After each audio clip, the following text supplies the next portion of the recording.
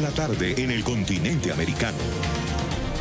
Cuando anochece en Europa y amanece en Asia, así cae la tarde en el continente americano y transcurre la noche y el amanecer en el resto del mundo. La tarde. Hola, bienvenidos a la tarde de NTN 24, el canal de las Américas. Soy Idania Chirinos. Como siempre, un gusto y un compromiso acompañarles cada día.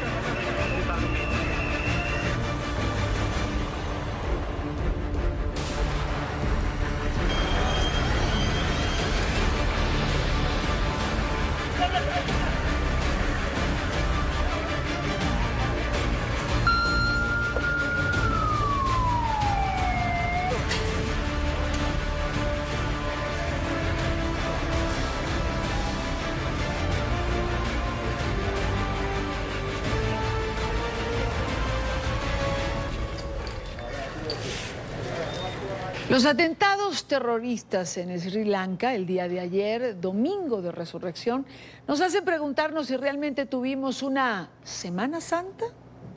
Múltiples detonaciones en iglesias cristianas y hoteles de turistas sacudieron el país asiático. El número de víctimas mortales aumentó hoy a 290 y se han contabilizado al menos 500 heridos. La ciudad más afectada es Colombo, la capital, donde hoy se registraron nuevas explosiones. El gobierno de Sri Lanka señala a un grupo islamita radical como responsable. Al momento hay 24 detenidos. La nueva explosión ocurrió cerca de la iglesia de San Antonio, uno de los blancos de los terroristas. Sucedió cuando un escuadrón antibombas desactivaba una carga explosiva en una camioneta. No se reportaron nuevas víctimas. En otra inspección, las autoridades encontraron 87 detonadores de explosivos en una estación de autobuses de la capital del país. Las primeras investigaciones señalan que varios de los atacantes se inmolaron durante los atentados. El ministro de Salud señaló al grupo National Tawhid Jamaat de estar detrás de la violenta jornada. National Tawhid Jamaat es una organización local, pero no sabemos si tiene vínculos con el exterior. Una de las teorías que toma fuerza es la de que los ataques fueron planificados con la ayuda de una red internacional. El presidente Donald Trump expresó sus condolencias al primer ministro de Sri Lanka y ofreció todo el apoyo para dar con los responsables. Además, la Interpol desplegará un equipo para reforzar las pesquisas. Desde hoy fue impuesto un estado de emergencia condicional en todo el país para activar todos los mecanismos de contingencia ante la tragedia. La comunidad internacional alzó su voz para condenar estos ataques terroristas. A través de las redes sociales, líderes de las potencias mundiales, como Alemania, Francia, Estados Unidos, enviaron sus mensajes de condolencias. Entre las víctimas habrían al menos 35 extranjeros, entre ellos varios estadounidenses y británicos. Estados Unidos ofrece sus sentidas condolencias al gran pueblo de Sri Lanka. Estamos listos para ayudar. Toda nuestra solidaridad con el pueblo de Sri Lanka y nuestros pensamientos para todos los allegados de las víctimas en este día de Pascua. Es por eso que el gobierno ha lanzado una revisión global sobre la persecución de los cristianos. Debemos defender el derecho de todos, sin importar cuál sea su religión, a practicar su fe en paz. Lamentamos los terribles atentados que dejan cerca de 200 personas muertas y cientos de heridos en Sri Lanka. Toda nuestra solidaridad con las autoridades y con los familiares de las víctimas que sufren el dolor de la violencia. Rechazamos estos actos de terrorismo. Conmocionado por las noticias de los horribles atentados en Sri Lanka, en nombre de los argentinos, quiero enviar nuestras condolencias y solidaridad con las víctimas y sus familias. Deseo expresar mi afectuoso acercamiento a la comunidad cristiana, golpeada mientras estaba reunida en oración, y a todas las víctimas de una violencia tan cruel. La Organización de las Naciones Unidas hizo hoy un minuto de silencio por las víctimas de los ataques en Sri Lanka. La Asamblea General realizó una sesión en la que se celebra el 10º aniversario del Día Internacional de la Madre Tierra y se da inicio al Foro de Naciones Unidas sobre cuestiones indígenas. La presidenta de la Asamblea, la ecuatoriana María Fernández Pinoza, condenó los ataques perpetrados en iglesias y en sitios turísticos. Expresó su solidaridad con el gobierno, el pueblo de Sri Lanka y con las víctimas de los atroces ataques terroristas ocurridos en esta Pascua. Condenó firmemente estos hechos e insistió en que el terrorismo y la violencia en cualquiera de sus formas no tienen justificación y no pueden quedar impunes. Quiero darle la bienvenida a Andrés Ortiz Moyano, periodista y escritor especializado en terrorismo. Señor Ortiz, bienvenido a la tarde. Gracias por acompañarnos. Muchas gracias, Idania. Encantado de estar con vosotros.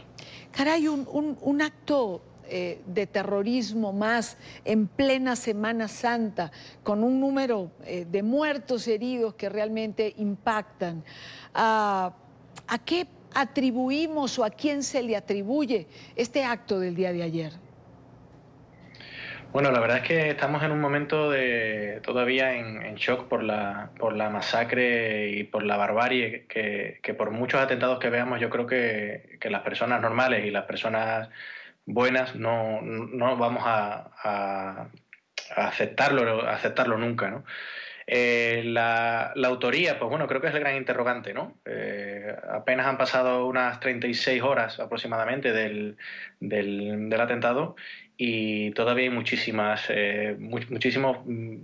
cabos sueltos, ¿no? Se habla de que efectivamente el grupo islamista Tawhid Jamaat puede estar detrás, pero por la magnitud del atentado, los distintos expertos en la materia sospechan de forma bastante fundada que puede haber algo más, ¿no? Una estructura internacional que sí nos suena más familiar respecto al calibre de los atentados.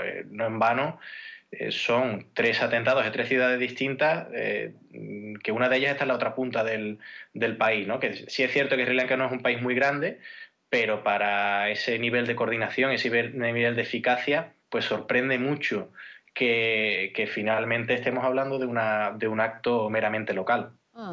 Cuando hablamos de una estructura a nivel internacional, ¿estamos pensando en el Estado Islámico? Bueno, Estado Islámico, Al-Qaeda, pero antes que poner nombres y generar una bola realmente que no deja de ser una irresponsabilidad, porque todavía no tenemos los hechos y los hechos son sagrados, realmente yo creo que tenemos que hacer una deducción, es decir, si vemos un atentado de una magnitud típica perpetrado por una organización mucho más estructurada, con una logística mucho más potente que un mero grupo local, como puede ser Tawhid Jamaat, nos lleva a pensar que quizás haya habido una preparación propia digamos, para que nos entendamos, profesionales del terrorismo internacional, ¿no? Y efectivamente lo primero que nos llega a la cabeza es el terrorismo yihadista, ¿no? No me atrevo a decir ni a señalar a Al-Qaeda, ni ISIS, ni ninguno por el estilo, pero los indicios nos dicen que, bueno, que todavía es muy pronto para establecer una conclusión rotunda. Ahora, Andrés, lo cierto es que el mundo sigue indefenso ante el terrorismo, es decir, no hay forma de preverlo, no hay forma de prepararse para esto. Bueno, yo en ese sentido procuro ser lo más optimista posible. Es decir, yo siempre digo una cosa, los terroristas atacan donde pueden, no donde quieren. Es decir, donde las fuerzas de seguridad de los distintos estados pues dejan un mínimo resquicio para que ellos actúen. Es decir, la seguridad al 100% no existe. Eso es una quimera y una utopía. Entonces, si bien es cierto que tenemos que luchar y tenemos que trabajar por alcanzar el mayor porcentaje posible de seguridad de los ciudadanos, tampoco podemos esperar que el 100% exista. Eso puede ser muy frustrante. Entonces, ¿qué sí se puede hacer? Pues de forma cabal y de forma sostenible, pues establecer leyes mucho más flexibles para la lucha contra el terrorismo, plantear programas de desradicalización, plantear soluciones en países que sabemos que son nidos de terroristas o de potenciales terroristas, vamos a plantear soluciones a largo plazo, soluciones de educación, de trabajo, de concienciación, de conciliación, que también es muy importante en este tipo de países, ¿no? Sí, claro. Porque vemos que se nos plantea muchas veces de una forma muy maniquea de que esto es islamistas contra todos los demás, y no es así. En el caso de Sri Lanka es un país sumamente complejo en el que el nacionalismo y las rencillas étnicas son, diría que incluso más relevantes que las religiosas, y estas cosas hay que saberlas y hay que actuar en consecuencia. Entonces, pues tenemos que trabajar en esa línea. No podemos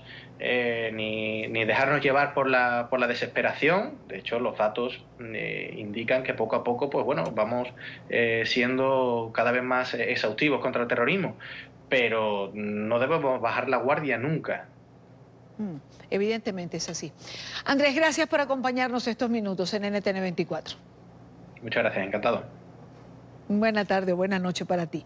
Andrés Ortiz Moyano, periodista y escritor, especialista en temas de terrorismo. Son las 5:17 minutos, hora costa este de los Estados Unidos. Revisamos otros temas de la agenda informativa del día. Es noticia Colombia, donde al menos 18 personas perdieron la vida luego de un deslizamiento de tierra en una vereda del departamento de Cauca, en el suroccidente del país.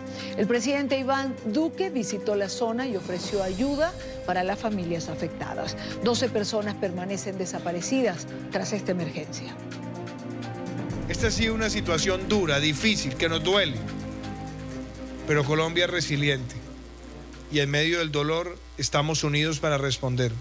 Son primos, son sobrinos, son nietos de mi primo, o sea, la cuñada, la suegra, o sea, es un total, una familia muy grande. De mi familia son 13 personas. ¿Muertas? Sí, ya hemos rescatado 8.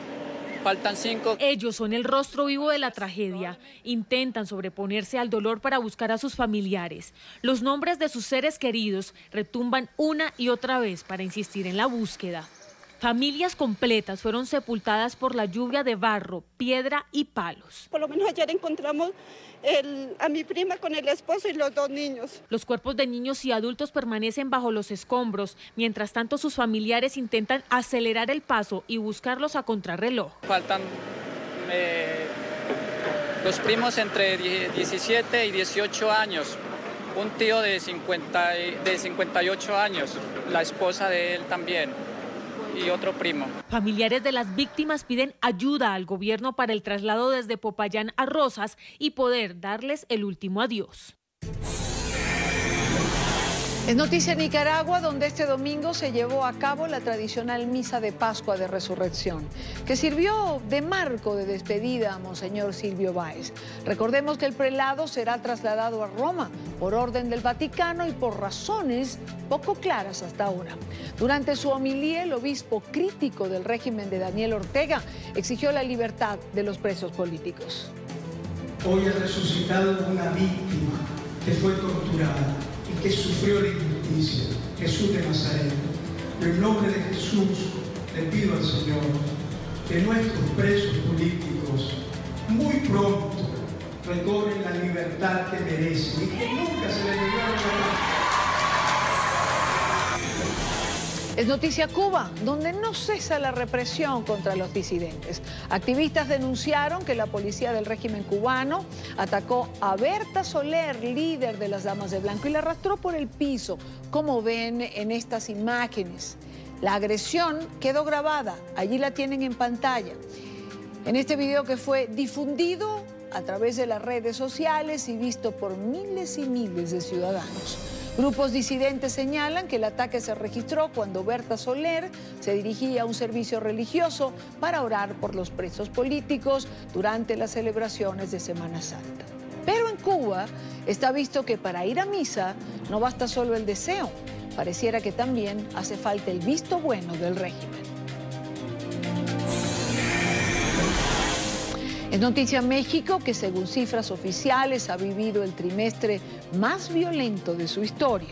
De acuerdo al Sistema Nacional de Seguridad Pública, en los primeros 3 meses del año se han registrado 8.493 asesinatos dolosos, la cifra más alta desde 1997. Los datos se divulgaron después de que el viernes pasado un grupo armado irrumpiera en una fiesta privada en un municipio del estado de Veracruz y asesinara a quemarropa a 13 personas, incluidas mujeres y niños. Hoy, el presidente de México atribuyó la responsabilidad de la matanza a los anteriores gobiernos federales y estatales. Andrés López Obrador prometió que en 6 meses se verán los resultados de sus políticas para luchar contra la violencia.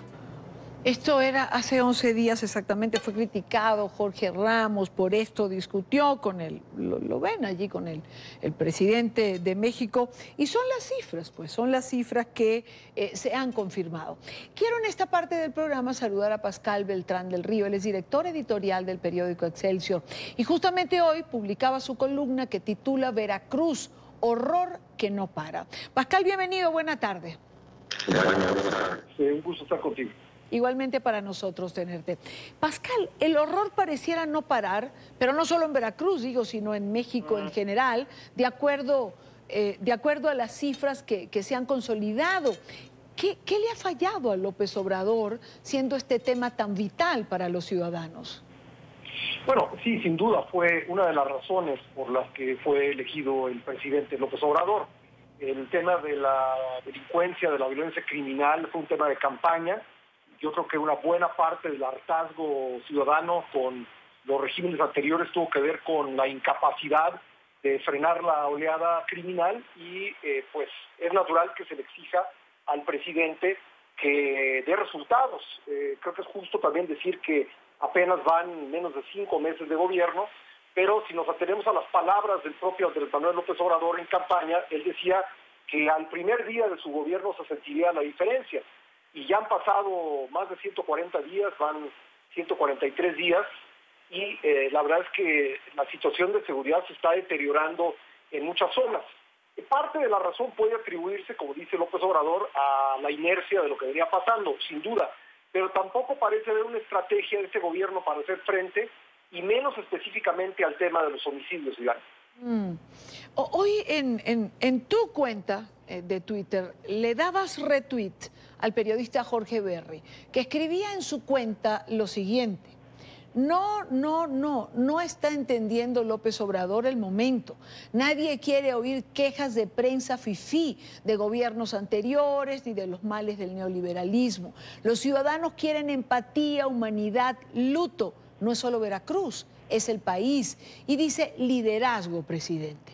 Me llamó la atención, quise compartirlo con nuestra teleaudiencia y preguntarte, ¿no está entendiendo el presidente López Obrador el momento del país?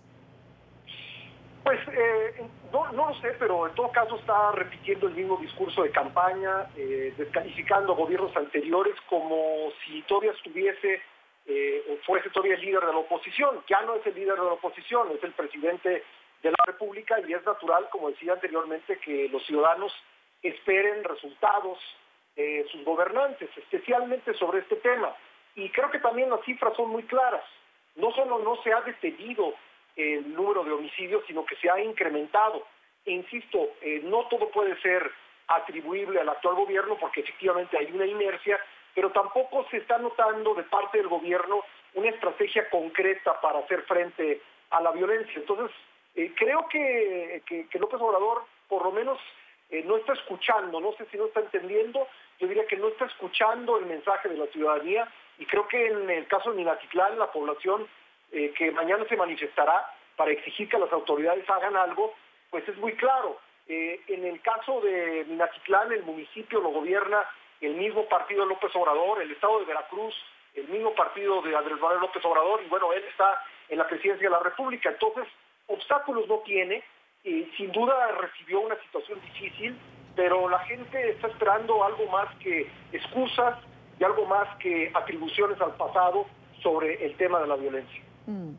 Ahora, Pascal, lo que no hizo en 4 meses, ¿podrá hacerlo en los próximos 6, como ha prometido? A ver, yo creo que siempre hay la posibilidad de rectificar, pero hay que tener la voluntad de hacerlo. No veo en el presidente hasta este momento la voluntad de decir, bueno, nos equivocamos en los primeros 4 o 5 meses del gobierno, vamos a cambiar el rumbo. Creo que él está muy convencido de que su estrategia va a funcionar. Es una estrategia doble, digamos, él apuesta por mejorar las condiciones económicas de la población, por un lado, y por otro lado, se aprobó en el Congreso de la Unión una reforma constitucional para crear una figura de la que él venía hablando desde la campaña, que es la Guardia Nacional, que, digamos, agrupa a militares, a policías federales y a otros cuerpos de seguridad en una sola corporación. Esta corporación está en vías de creación y a lo mejor por eso no habría que decir que esta parte de la estrategia no está funcionando. Lo que sí está claro es que contra los homicidios, y él puso siempre desde sus tiempos de la oposición esa forma de medir el éxito de los gobiernos, sí. Desde la cifra de homicidios no está evidentemente funcionando la estrategia. Si esta corporación o esta especie de corporación que mencionas de la Guardia Nacional está conformándose, bueno, evidentemente me imagino que va a poner el acelerador o por lo menos va a exigir que esté listo pronto, pero la pregunta es, ¿vamos a ver un despliegue nacional? ¿Vamos a una... no quisiera usar el término militarización, pero vamos a una lucha que ya los mexicanos conocieron anteriormente? Es que no hay otra palabra. Yo sí creo que vamos hacia una militarización y vamos hacia una estrategia que por lo menos lo que hemos visto hasta ahora, todavía falta que se despliegue y opere la Guardia Nacional, todavía falta que se aprueben leyes, digamos, falta todavía parte del marco legal por ser aprobado y habría que darle el beneficio de la duda al gobierno, pero la estrategia no parece ser muy distinta de la que emprendieron los anteriores gobiernos, que utilizaron a las Fuerzas Armadas para el combate a la inseguridad. Y las usaron por una razón muy sencilla, Yania, es que las corporaciones municipales y estatales de policía en México están deshechas, están desmanteladas, están sin recursos, están descoordinadas. Entonces, la entrada de los militares en la lucha en contra de la inseguridad fue una necesidad, pero se suponía, o por lo menos ese había sido el discurso durante los gobiernos de Felipe Calderón y Enrique Peña Nieto, que esa era una medida temporal en lo que se construían policías civiles. Lo que ha hecho el presidente López Obrador con esta reforma, a través de su mayoría en el Congreso, es ya volver permanente la presencia castrense en tareas de seguridad pública. Claro, la pregunta sería, Pascal, si el mismo presidente dijo, nos dejaron, es decir, esto que tenemos ahora, contubernios, mal manejo, ¿cómo vamos a obtener buenos resultados haciendo permanente algo que evidentemente no funcionó? Pues creo que esa es la duda que tienen muchos especialistas. El despliegue militar, te lo resumo fácilmente, ¿sí? Cuando había una situación muy crítica que generaba focos rojos y llamaba mucho la atención de los medios, entonces enviaban una mayor presencia de militares, la cosa se calmaba, pero empezaba en otro lado, y ahí iban los militares al otro punto que se había incendiado. Y esa fue la historia que vivimos durante muchos años. Se notó un descenso del número de homicidios a partir de 2011, pero a partir de 2015 volvió a incrementarse y no se ha detenido desde ahora. Entonces, pues yo no alcanzo a ver en la conformación de la Guardia Nacional y en la implementación de esta nueva corporación una estrategia distinta para hacer frente. En concreto, insisto, no hay una estrategia en contra del homicidio, como sí lo hay, por ejemplo, en contra del secuestro, que ha dado buen resultado. Pascal Beltrán del Río, director editorial de El Periódico Excelsior. Pascal, buena tarde para ti, gracias por acompañarnos. Y Daria, gracias a ti y saludos a la audiencia. El gobierno de los Estados Unidos anunció este lunes el fin de las exenciones para la compra de petróleo iraní. El objetivo de la Casa Blanca es reducir a cero las exportaciones de Teherán. Según Washington, tomará acciones coordinadas con Arabia Saudí y los Emiratos Árabes Unidos para mantener el suministro global. La meta de la administración de Donald Trump es cortar al régimen de Irán su principal fuente de ingresos. Estados Unidos sancionará a partir del 2 de mayo a todos los países que compren petróleo de Irán. La decisión ha provocado una fuerte subida del precio del crudo, que ha alcanzado máximos anuales. Hoy estoy anunciando que ya no daremos excepción alguna. Estaremos partiendo de cero de inmediato. Continuaremos manteniendo sanciones y vigilaremos su cumplimiento. Los riesgos simplemente no valdrán los beneficios. Por otra parte, en Estados Unidos los demócratas se debaten entre iniciar o no un juicio político contra el presidente Trump. La disyuntiva se da tras la publicación de una versión censurada del informe sobre la presunta injerencia rusa en las elecciones de 2016. El mandatario insiste en que no hubo colusión ni obstrucción a la justicia. Emiliana Molina en Washington tiene el reporte. Emiliana.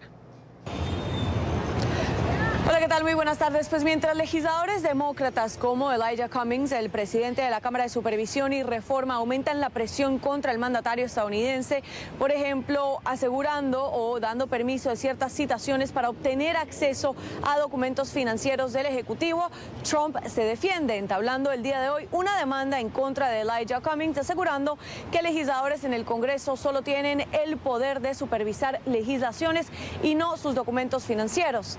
Ahora, en cuanto al informe del fiscal especial Robert Mueller, los demócratas están pidiendo acceso a un informe sin ningún tipo de redacción de parte del Departamento de Justicia. William Barr, el fiscal general, le ofreció un informe menos redactado a los demócratas, asegurando que solo lo podían ver al menos 12 legisladores. Y estos 12 legisladores que vieran el informe un poco menos redactado no podrían compartirlo con sus colegas. Los demócratas rechazaron esta petición o esta oferta del fiscal general William Barr, y Trump, por su parte, asegura y reitera que no hubo ningún tipo de obstrucción a la justicia o colusión con Rusia. Solo crímenes mayores y fechorías pueden llevar a un juicio político. No hubo crímenes cometidos por mí, no hubo corrupción, no hubo obstrucción. Entonces, no pueden iniciar un juicio político. Fueron los demócratas quienes cometieron esos crímenes, no su presidente republicano. Los resultados finalmente están dando la vuelta en esta cacería de brujas. ¿Le preocupa un juicio político, señor presidente? Ni siquiera un poco. El abogado personal de Trump, Rudy Giuliani, aseguró en las últimas horas en cadenas estadounidenses que si bien los comportamientos del Ejecutivo o de funcionarios en la campaña de Trump durante 2016 fueron imprudentes, no fueron ilegales. Por su parte, algunos demócratas como Elizabeth Warren están aprovechando estas campañas presidenciales para el 2020 para pedir que se inicie un juicio político. Yo no veo cómo alguien podría leer ese reporte de principio a fin y no saltar a conclusiones que un gobierno extranjero hostil atacó nuestras elecciones de 2016 para poder ayudar al presidente de los Estados Unidos, Donald Trump, que Donald Trump recibió esa ayuda y luego como presidente él obstruyó los esfuerzos para tratar de investigar ese acuerdo. La decisión del fiscal general de retener el reporte público es lamentable, pero ya no es sorprendente. Barr hasta ahora ha rehusado entregarle información al comité, información que ha sido proveída en el pasado y a la que tiene derecho el comité. Estas preocupaciones y muchas otras serán dirigidas a Barr cuando éste testifique ante el comité el 2 de mayo. Incluso en su forma incompleta, el reporte Mueller, incompleto porque ha sido parcial, subraya evidencia perturbadora de que el presidente Trump participó en obstrucción a la justicia y otras conductas. Algunos republicanos como Doug Collins han visto ya el informe menos redactado de parte del fiscal general William Barr en el Departamento de Justicia y están haciendo un llamado a los demócratas para incentivarlos a ir y aceptar esta oferta que les hace William Barr para ver este informe. Hoy tuve la oportunidad de ver el informe de Mueller en el Departamento de Justicia. El fiscal general ha ofrecido ajustes extraordinarios para poner esta información a disposición de ciertos miembros del Congreso. La página 182 del reporte presenta las preguntas sobre la obstrucción e incluye 4 ediciones en total, y ambos volúmenes refuerzan las principales conclusiones publicadas el mes pasado. Una vez finalizada la investigación del asesor especial, aliento al presidente Nadler y a los líderes demócratas a que vean este material lo antes posible, a menos que tengan miedo de reconocer los hechos que describe este informe. El fiscal especial Robert Mueller no exoneró por completo al Ejecutivo cuando presentó este informe. Más bien siguió al pie de la letra una legislación del Departamento de Justicia que asegura que un presidente en funciones no debe ser imputado. Esa es toda la información que tenemos desde Washington. Emiliana Molina, regreso al Centro Internacional de Noticias. Gracias, Emiliana Molina, por la información en Washington. Quiero saludar a Steven Donahue, director de McClarty Asociados y nuestro colaborador permanente. Steven, buena tarde para ti. Buenas tardes, Idania. Vamos, como dicen por allá, a comenzar por el principio. El informe tendría que haber sido publicado completo, es decir, el hecho de que haya sido revisado y censurado por el fiscal Barr, ¿no le da argumentos a quienes dicen que hay más detrás? Bueno, en general yo creo que hay información en ese informe que no deben estar a luz pública, pero que sí deben estar accesibles a miembros del Congreso que tienen la capacidad y los antecedentes para poderlos ver. Hay elementos de seguridad, hay elementos de inteligencia, hay elementos de los grandes jurados que son privilegiadas, que tal vez mejor no deben circular en el público, pero que sí miembros del Congreso que ya tienen años y están experimentados y tienen la capacidad de ver información clasificada, que ellos sí lo deben poder ver. Lo que se conoce hasta ahora, escuchábamos hace un rato, hay quien sostiene que hay evidencia perturbadora de obstrucción a la justicia. ¿Para ti es así? Bueno, confieso que no he leído todos 430 y pico páginas. Okay. Pero es claro que hay elementos en el cual el presidente le ha indicado a miembros de su equipo que él ha querido que se terminase esta investigación, que el señor Mueller fuese despedido, que el señor que otros tuvieran cambios que podrían haber sido indicios de una obstrucción o de un concierto para delinquir en obstruir la justicia. Y eso es algo que afortunadamente para el presidente Trump, esas personas que recibieron instrucciones y órdenes de parte del presidente no los llevaron a cabo, o si hubiese podido ser que habría un caso prima facie de obstrucción de justicia. Sin embargo, él ha dicho hoy que nadie le desobedece en relación precisamente a esto. Pues seguramente lo habrá dicho, pero también muy claramente la investigación del señor Mueller y su equipo de agentes de la FBI y fiscales han sido muy juiciosos en buscar los detalles y hacer las entrevistas con un nivel de detalle muy específico y legal para poder llegar a las conclusiones al cual han llegado. Steven, los demócratas no descartan un juicio político contra el presidente Trump. Sin embargo, parecieran estar divididos en torno a esto. ¿Qué camino puede tomar esta discusión, dado el contexto electoral? Todavía no sabemos, Idania. Yo creo que hay muchos que han visto el ejemplo del presidente Clinton y el juicio político contra el presidente Clinton que recayó sobre los republicanos que lo llevaron a cabo, y con una elección a 2 años o a menos de 2 años, la posibilidad de que un juicio político que podría ser bastante feo, especialmente dado la manera en la cual el presidente Trump juega la política muy, muy duro, podría causarles daño político. Pero por otro lado, los miembros del Congreso ven que el presidente ha actuado de una manera que no debe ser para un presidente y quieren investigar más para saber si o no hay razones por el cual el señor no debe estar en el cargo. Y por eso creo que las comisiones de la Cámara Baja van a seguir adelante con sus investigaciones. Ya han citado al señor Barr, al fiscal general. Hoy citaron también al señor McGahn, que fue es el ex consejero legal de la Casa Blanca, para que vengan a audiencias a testificar sobre lo que aparece en el informe, para tratar de entender con más certeza qué fue lo que ocurrió y si o no hubo casos de crímenes o de hechos que no deben haber ocurrido en la Casa Blanca. Esto es un tema más político que legal y yo creo que por eso hay alguna incertidumbre sobre cómo se va a llevar a cabo. Lo que podemos dar por cierto después de escucharte es que esto no ha concluido hasta ahora. Esto no se da por terminado. No, de ninguna manera. Yo creo que además por razones políticas que tenemos una elección ahora en noviembre del 2020, esto va a ser un tema hasta el final. Y parte de la razón por la cual el presidente Trump está tan enojado con toda esta investigación es que crea la noción en su mente de la legitimidad de su elección original. Recuerda que él recibió casi 3 millones de votos menos que Hillary Clinton. Aunque él ganó en la Cámara Electoral, él tuvo menos votos de ciudadanos estadounidenses. Y eso crea la incertidumbre sobre su legitimidad.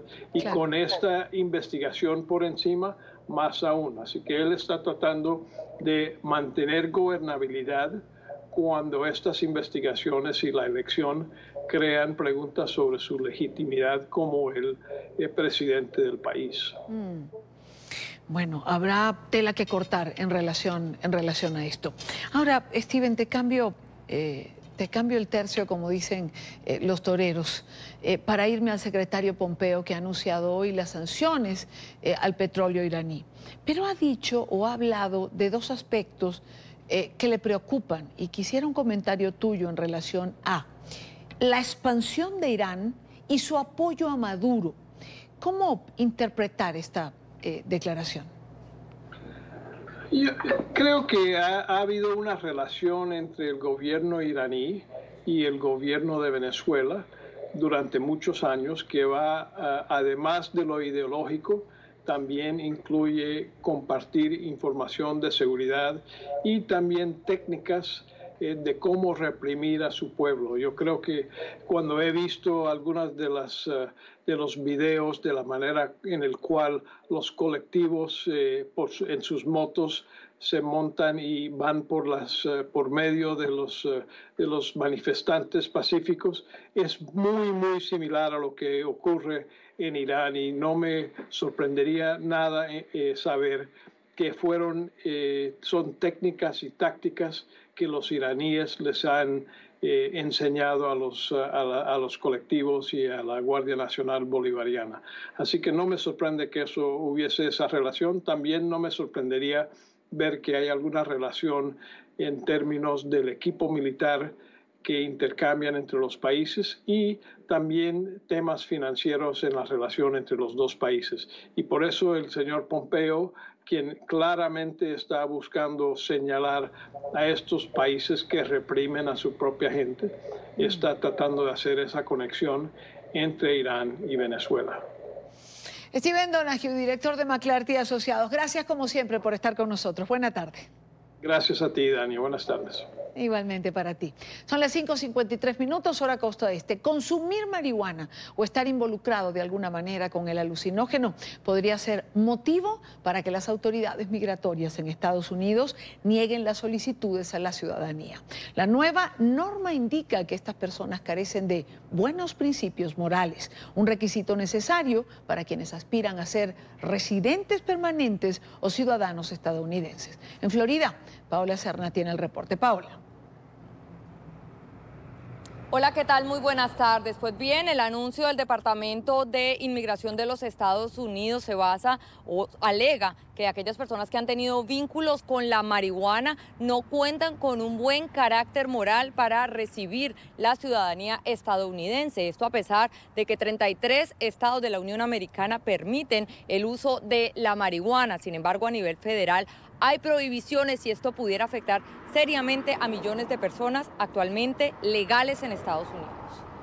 Lo que pasa es que también a los efectos migratorios, la materia migratoria también considera o interpreta los crímenes de manera diferente. Entonces, por ejemplo, en un estado donde sea legal la marihuana, probablemente para el oficial de inmigración, aunque va a ser un delito, aunque no esté tipificado en la ley, y eso también atenta contra la seguridad, el derecho de la persona, pues de la defensa, ¿no?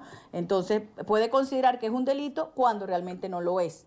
Pero volvemos al punto, el buen carácter moral. Entonces, por el hecho de haber tenido ese delito o en un estado, aunque no sea delito, el oficial aún lo puede considerar delito. Entonces, es como que no hay esa seguridad jurídica y, como te digo, injustamente que la persona que tuvo un error en su vida le pueden negar la ciudadanía por ese motivo. Según datos del 2017, en Estados Unidos hay 55 millones de consumidores de marihuana. Muchos de ellos son extranjeros que han venido y se encuentran legales en Estados Unidos y también en proceso de ciudadanía. Se calcula que la mayoría de ellos están ubicados en California y pudiera ser este el estado más afectado. Es la información desde Miami. Continúen ustedes con más desde nuestros estudios centrales. Muy buenas tardes. Gracias, Paula, por la información. Y antes de finalizar esta parte del programa, el presidente de los Estados Unidos y su esposa Melania fueron los anfitriones de miles de niños que colmaron el césped de la Casa Blanca el día de hoy. La pareja dio la bienvenida a los pequeños a la edición número 141 del conocido Easter Egg Roll en la residencia presidencial junto con el conejo de Pascua. Los niños se acercaron al mandatario, quien les estrechó las manos y se tomó fotografías con ellos. La primera dama les leyó un cuento infantil. Esta es una tradición que se remonta a 1878 bajo la administración del presidente Rutherford Hayes. La esperanza que generó la ayuda humanitaria que ingresó a Venezuela el pasado martes duró poco. Los ciudadanos acuden a la Cruz Roja en busca de asistencia y les informan que no hay medicamentos, solo bidones de agua y pastillas potabilizadoras, que además, en algunos casos, son revendidas en la calle por personas inescrupulosas. Las medicinas no vinieron en el primer cargamento y lo que sí trajeron aún no ha sido repartido a los hospitales públicos por falta de acuerdo con el Ministerio de Salud, que pretende redirigir a los centros asistenciales que decida el régimen. Luis Alejandro Laya tiene el reporte en Caracas. Luis, buena tarde para ti. Hola, buenas tardes. En Venezuela, los ciudadanos y trabajadores del sector salud han protestado ante la Cruz Roja venezolana. Esto luego de que el martes pasado llegara la ayuda humanitaria. Ellos han asegurado que mucha de esta está siendo vendida por factores políticos en la calle. Además, exigen a la Cruz Roja que sea repartida a quienes más lo necesitan y sin ningún tipo de retaliación política. El hospital de niños también fue otro de los hospitales visitados por la Cruz Roja para poder saber la necesidad de cada institución y tampoco fue metido en ese listado para hacerle las entregas respectivas. Resulta que ellos se reunieron con el Ministerio de Salud. El Ministerio de Salud es el que le indicó a ellos a qué hospitales o centros se iban a dirigir para poder llegar la ayuda. La ayuda humanitaria traída por la Cruz Roja, que generó esperanzas a su ingreso el pasado martes por el aeropuerto de Maiquetía en la ciudad de Caracas, se ha convertido en un problema dentro del país. La falta de información sobre su entrega y las dudas sobre su manejo con fines políticos crecen en la población. Esta ayuda humanitaria que le está llegando a ellos específicamente son kits para operaciones. No les ha llegado todavía las medicinas. Sin embargo, nos mencionó que el 8 de mayo llega un barco con otros equipamientos, pero que no se sabe exactamente qué es lo que va a llegar. Incluso hay pacientes y familiares que han llegado a la sede de la Cruz Roja en busca de esta tan ansiada cura y son informados de que no está o lo que necesitan no llegó. Ahorita vine allí y me dijeron que ahí no había ninguna medicina porque ahí no había llegado ninguna ayuda. Yo lo que necesito es que por favor que a ver si me si yo consigo este contraste, porque mi hija de verdad lo necesita, porque mi hija está muy mal con cáncer. Hasta el momento lo que han entregado son 5.000 bidones de agua y pastillas potabilizadoras para los ciudadanos que reciben este servicio sin las condiciones adecuadas. Aunque lo han hecho de forma gratuita, muchos de estos insumos son revendidos en la calle, hasta por un valor de $15. Denuncian, serían grupos irregulares lo que lo hacen. Agua malísima. El agua viene negrita, de hecho el agua se pone la tubería negra y el agua viene negra. Y bueno, nosotros acostumbramos a hervirla siempre, todo el tiempo la estamos hirviendo. Aparte de que tenemos un niño que tiene problemas alérgicos y tenemos que hervir el agua para tomar y para bañarlo. ¿Cómo es posible que en la semana entregaron unos bidones y unas pastillas para potabilizar el agua y mineralizar el agua y resulta que en algunos sectores ya lo están vendiendo? ¡Qué descaro y qué sinvergüenzura es esa! Van a seguir con la misma politiquería de todo el tiempo. Los propios ciudadanos califican de injusta la situación por la espera de ayuda humanitaria. Piden que haya soluciones. Las vidas están en riesgo. Lo que estamos pasando no yo, no. Todos estos venezolanos que estamos aquí, ¿verdad? A mí me duele mi tierra, me duele Venezuela, ¿verdad? Y no es justo que uno tiene que pasar 3 horas de cola aquí, personas mayores en esa cola. No es justo por un botellón. Los trabajadores del sector salud exigen que esta ayuda humanitaria llegue a los hospitales, que lleguen los medicamentos necesarios para poder salvar vidas. Aseguran que de lo contrario continuará muriendo gente y que lo que ha llegado no ha sido suficiente para atender la emergencia humanitaria. Desde Caracas, Venezuela, para la tarde de NTN 24, Luis Alejandro Laya. Por otra parte, Bogotá, la capital de Colombia, será el escenario para que los embajadores designados por el gobierno interino de Juan Guaidó se reúnan. Los diplomáticos se encontrarán el próximo 27 de abril con representantes de la Cruz Roja y miembros del gobierno de Iván Duque. La cita estará encabezada por el canciller colombiano Carlos Holmes Trujillo, quien no entregó información del lugar y la hora de esta cita. Holmes Trujillo aseguró que el encuentro es una demostración más del cerco diplomático que mantiene la comunidad internacional al régimen de Maduro y que la transición política es irreversible. Actualmente en la ciudad colombiana de Cúcuta hay almacenadas miles de toneladas de ayuda humanitaria enviadas por Estados Unidos y otras naciones a la espera de poder ser ingresadas a Venezuela, luego de un primer fallido intento el 23 de febrero pasado que terminó en disturbios. A principios de este año nadie pensaba que en los próximos meses pudiera haber un pronunciamiento de grupos que se están reuniendo subregionalmente para avanzar en la decisión de reconocer a Juan Guaidó. Hoy ese proceso va en marcha. A principios de este año nadie imaginaba que el sábado, este sábado que viene en Colombia, pudiese haber una reunión de los embajadores de Juan Guaidó. Pues el sábado se reunirán en Colombia los embajadores de Juan Guaidó y yo tendré la honra de instalar esa reunión de embajadores. Es decir, el cerco diplomático crece, aumenta, el proceso va en marcha, es irreversible y más temprano que tarde el pueblo venezolano podrá vivir otra vez en democracia y libertad. Y mientras ese momento llega, mientras los venezolanos pueden vivir nuevamente en democracia y libertad, ahora, desesperados por la escasez de agua, los venezolanos tienen que recurrir a extraer el líquido de los ríos para poder sobrevivir. Hoy, cuando se celebra el Día de la Tierra, los ciudadanos salen a las calles para rechazar la falta de agua potable en todo el país. En Caracas, Oliver Fernández tiene este reporte. Oliver.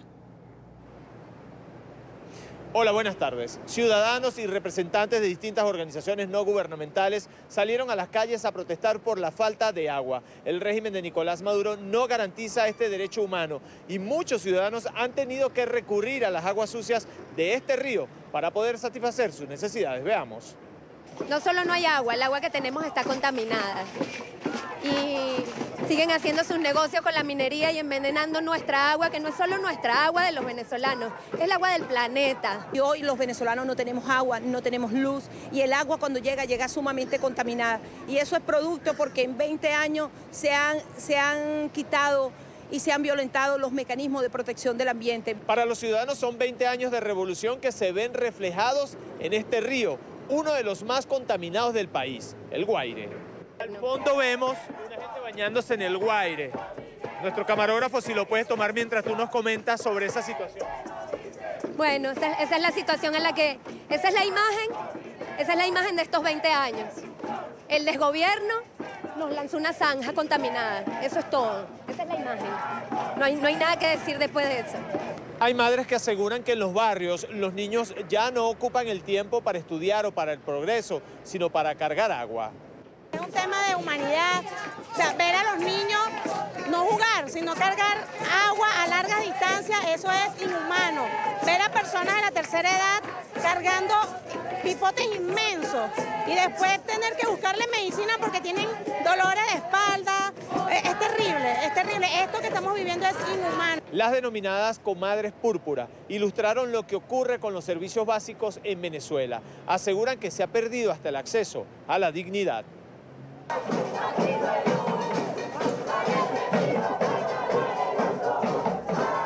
Nos sentimos pestilentes, nos sentimos que hemos perdido la poca higiene que teníamos, la salubridad.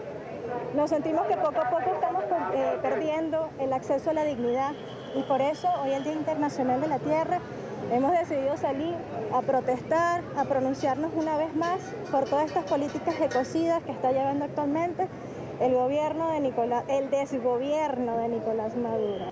Hoy, cuando se celebra el Día de la Tierra, también protestaron por la minería ilegal, no solo porque contamina las aguas, consideran que es la gran torta que se están repartiendo los representantes del régimen con otros países. Pero además de eso, la violencia sobre las cuencas, que no están vacías, que no son simplemente biodiversidad, sino que hay seres humanos que vivimos ahí en las comunidades indígenas y campesinas y están siendo desplazados por la violencia. Esa violencia va por todo el agua, va por todos los recursos estratégicos, va por todas las soberanías. Representantes de las distintas organizaciones no gubernamentales aseguran que el próximo 1 de mayo será la gran oportunidad para que todos los ciudadanos tomen las calles para exigir sus derechos. Es la información que manejamos desde Caracas. Continúen con más en nuestro Centro Internacional de Noticias. Y antes de ir a la pausa, quiero compartir con ustedes esta historia de un migrante venezolano que cruzó las fronteras de la superación y en Colombia construyó un carro para la venta de empanadas. La novedad es que el pequeño vehículo funciona con energía solar. Una buena idea, ganas de salir adelante y el apoyo de su familia fueron suficientes para motivar a un joven venezolano que dejó sus estudios para cruzar la frontera y buscar una mejor oportunidad en Cúcuta, vendiendo pasteles y empanadas. Yo quería buscar trabajo en una oficina, pero me dio esta idea y quise mejor emprender. Ramiro ha llamado la atención de los cucuteños quienes le compran su producto. El carro en el que trabaja en la calle funciona con energía solar. ¿Está rico el pastel? Está muy rico, está caliente, sabroso. ¿También compra todos los días? Sí, compro todos los días, muy bueno. El panel solar tiene celdas fotovoltaicas, ¿sí? Que captan la energía solar. Ellos las captan y bajan por unos cables solares, como ustedes pueden ver, por unos cables solares y se conectan con unos conectores MC4 que son de energía solar también. Los rayos solares llegan hasta los paneles y pasan a través de un sistema cableado a un convertidor que le permite transportar la energía al calentador y alimentar un tomacorriente para conectar celulares. Me ha ido muy bien, gracias a Dios han subido las ventas y me felicitan también, que muy buena idea.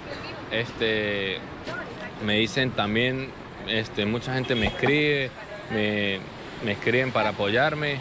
Fueron varios meses de esfuerzo y trabajo que tuvo que pasar este venezolano, quien le apostó a una idea amigable con el medio ambiente y que hoy puede ayudar a su familia en la crisis que viven al otro lado de la frontera con Venezuela.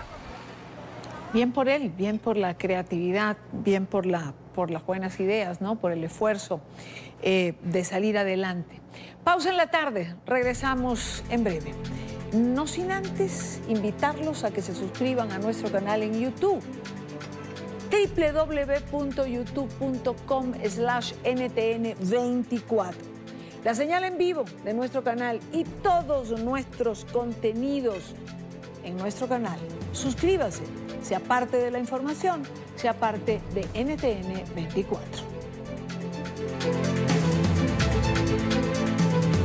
Quiero saludar a Jorge Haley, periodista, gerente de medios informativos del grupo RPP. Jorge, buena tarde, bienvenido.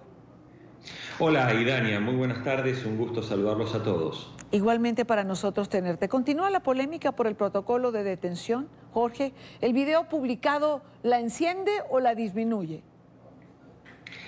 Definitivamente, Idania, la polémica está instalada porque aquí estamos hablando de la figura de uno de los políticos más importantes que ha tenido la historia del Perú. Alan García no se puede negar que ha sido un dirigente muy polémico, pero también un político brillante del Perú, que te diría que el mundo se divide, ¿no? O sea, hay una mitad que lo adora y hay otra mitad que lo detesta. Entonces, creo que aquí estamos haciendo una cuestión definitivamente de una polémica.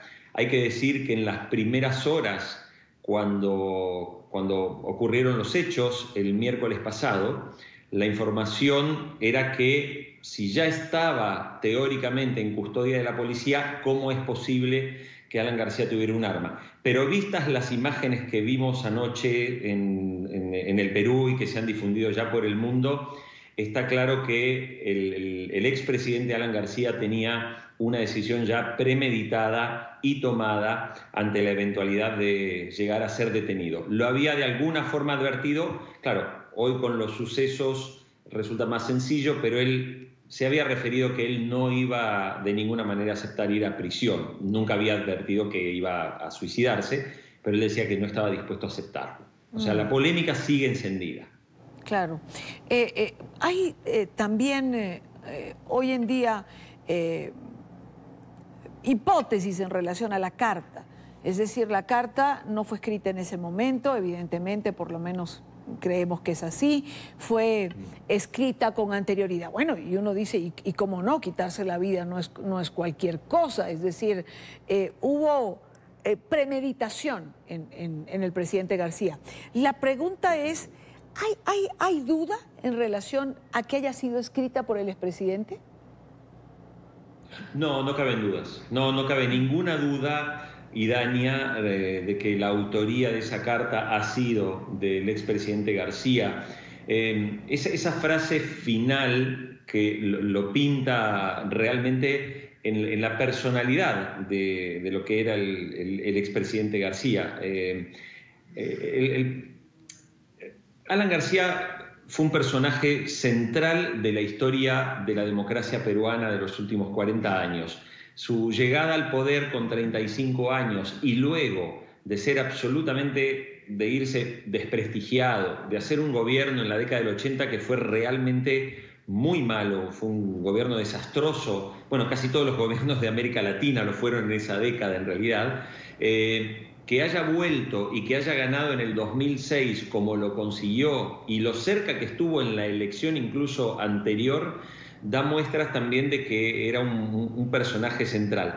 Y esa carta tiene un final donde él dice que deja su cadáver, digamos, como muestra de desprecio para sus enemigos, sí, o para sus detractores. Esa es una frase de un pensamiento que los conocedores de Alan García dicen, eso solo lo podía decir Alan García. El hecho de que él mismo considerara que su cuerpo, ya no estando en este mundo, es como les dejo tirados para que vean que no me importan, que yo estaba muy por encima de todo eso. Es lo que alguno definiría también como un hombre que era también como megalómano, ¿no? O sea, un hombre, sí, claro, que realmente, sí, se consideraba muy, muy importante y no caben dudas de que lo fue, ¿eh? O sea, aparte de su pensamiento personal, fue definitivamente un dirigente político central y es el hombre que ha llevado al APRA, un partido que las dos veces que estuvo en el poder fue por Alan García. La polarización, Jorge, la polarización de la sociedad peruana, ¿ha aumentado con este hecho? Mira, creo que en los primeros momentos, y me atrevería a decirte que en las primeras horas de que las cosas sucedieron, sobre todo se vio mucho en esa fuerza que tienen las redes sociales, que no representan a toda la población, que siempre son porcentajes más pequeños, pero que son muy activas, ¿no? en la opinión. Yo te diría que se ha aplacado y me parece que en la medida que vamos conociendo también estos hechos, también se aplaca. A ver, no nos olvidemos que los fiscales acusaban a Alan García de supuestamente haber recibido 14 millones de dólares como sobornos de Odebrecht para facilitar obras en el Perú. Claro, con su muerte no podremos dilucidar realmente si esto fue cierto o no, pero sí es real que el Ministerio Público tenía sus investigaciones y tenía, bueno, no sé si decir sus pruebas, pero sí sus fundadas sospechas de que muchas de estas cosas que finalmente han afectado con un pedido de captura para el expresidente Toledo, que se encuentra en los Estados Unidos y se está esperando la extradición, para el expresidente PPK, y como también están sufriendo hoy Keiko Fujimori y oportunamente Ollanta Humala, ¿no? Los fiscales del caso, Jorge, estarían hoy entrevistando al señor Barata, representante Odebrecht para el Perú. Esto va a ser un elemento importante, imagino que aportará pruebas o aportará por lo menos nuevos elementos en todas estas investigaciones que se llevan adelante. Bueno, ese es el meollo, Idania, de la cuestión, ¿no? La declaración, el interrogatorio que los fiscales peruanos, que estamos hablando de José Domingo Pérez y Rafael Vela, que se encuentran de viaje en Brasil para hacer en Curitiba. Claro, Barata fue el hombre de las anotaciones, el hombre que organizaba todo, que era el representante de Odebrecht. Barata era amigo personal de Alan García. De hecho, la información que nos llegaba esta mañana a nuestra radio era que Jorge Barata se encontraba muy afectado por la noticia de la muerte de Alan García, a quien además consideraba su amigo. Definitivamente hay una gran expectativa. La gran pregunta es, después de los hechos, después de la muerte del expresidente Alan García, ¿qué revelará Barata y cuánto más sabremos? Porque también es cierto que los fiscales han hecho su trabajo y en esto sí hay que hacer un comentario, Idania, que tenía que ver incluso con tu pregunta anterior sobre la polarización. De lo que nadie tiene dudas es que la justicia tiene que seguir investigando, claro, y Perú tiene que seguir escarbando para poder descubrir finalmente los hechos de corrupción que hubo detrás de todo esto. Después está la discusión de la prisión preventiva, que ha generado su polémica aquí, que es otro tema, sí, pero sí es cierto que hay consenso de que Perú tiene que seguir avanzando. Y la declaración de Barata es una declaración muy esperada que se va a dar en las próximas horas, y todos esperamos, de hecho casi todos los equipos periodísticos del Perú están hoy en Curitiba, siguiendo muy de cerca qué información va a dar este hombre. Evidentemente. Habrá que esperar que esto ocurra, es noticia en desarrollo, lo que va a decir el señor Barata. Y en cuanto a la prisión preventiva, bueno, sobre todo con el caso del expresidente Pedro Pablo Kuczynski, 81 años, entiendo que eso está siendo cuestionado. Jorge, el tiempo lamentablemente se me va, te agradezco mucho como siempre estos minutos con nosotros. Gracias a ustedes, Idania, un beso grande y hasta pronto. Vale, buena tarde. Jorge Haley con nosotros. Llegamos al final. Gracias por habernos acompañado. Gracias por estar con nosotros. Recuerden seguirnos en Twitter, también en Instagram. Les dejo nuestras direcciones. Es otra plataforma en la que podemos encontrarnos. Mañana, a la misma hora, para analizar, debatir, comentar la agenda informativa del día. Buena tarde para todos.